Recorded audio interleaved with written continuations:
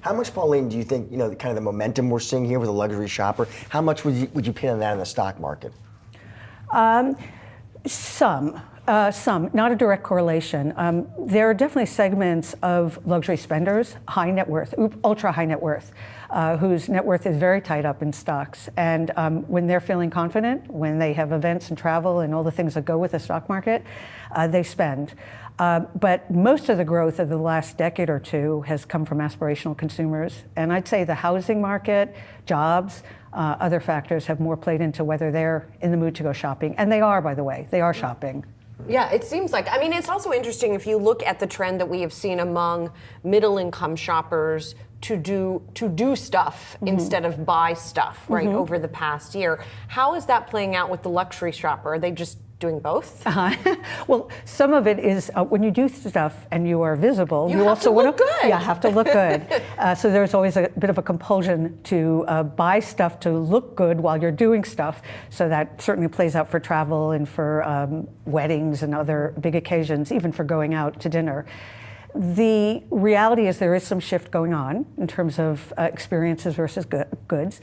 And what is a really interesting trend, which I'm going to continue to watch, are the bigger luxury brands going into hospitality.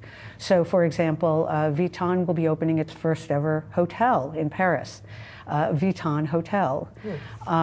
RH, another business, home furnishings based here in the US, they opened a very successful restaurant, starting with the one here in the meatpacking district. Dior, Christian Dior, has a patisserie, a cafe, in their French flagship. So I think you're going to see that. I don't think those initiatives make money. I don't think they're very profitable, but I think they bring people into the store. Another big topic, Paul, and we talk a lot about in this show is China. What are the trends there with regard to luxury shopping?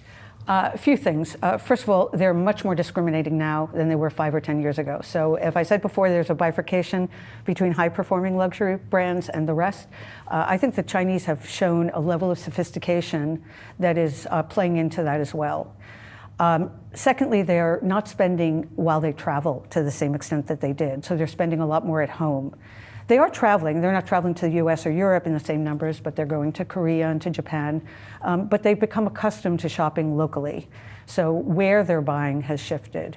And here in the US, if you speak to any of the local luxury general managers, they saw a huge drop-off in Chinese shoppers visiting the US for that very reason. To just drill down again into that bifurcation that you alluded to, is it a matter of execution? Is it a matter of creativity in terms of offering what people want between the ones that are doing well and the ones that are not doing as well? What's the distinction? Well, yes and yes. It is both of those. What I would say is you take a gold standard like Hermes. Yes, they execute well. And yes, they have first-rate creativity and artistry and craftsmanship.